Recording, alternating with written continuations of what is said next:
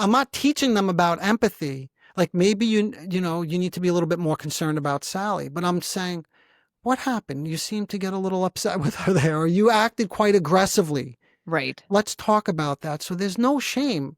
And that's like the hug or the warmth that went missing when they were younger. And that Absolutely. upsets a lot of people, by the way, but I wanted to just get it out there, Renee. Well, and then that's okay. Yeah, when I talk about you mentioned cognitive empathy, or what the world is calling cognitive empathy with narcissistically inclined people. I tend to term it performative empathy. Yes. They can learn Yeah. what they're supposed to do. They can learn the Yes. behaviors that they're supposed to have, but that's not going to change what's going on inside of them. Yes, exactly. Yeah. Which then means they could do it again. You see that? Hmm. Whatever the Hmm. destructive behavior was, cheating, yelling, devaluing, they could do it again because Hmm. internally the structures in the mind are not changing at all.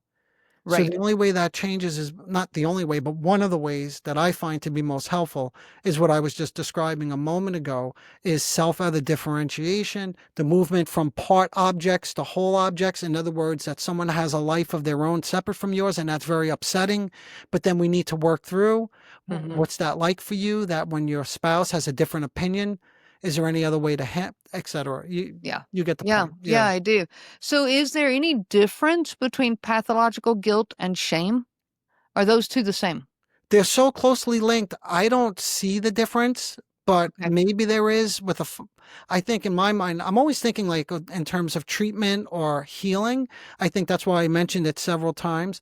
I Hmm. think the process is going to be more or less the same because the issues are going to be the same. If Right. you have pathological guilt, we know somebody's not relating to a whole person.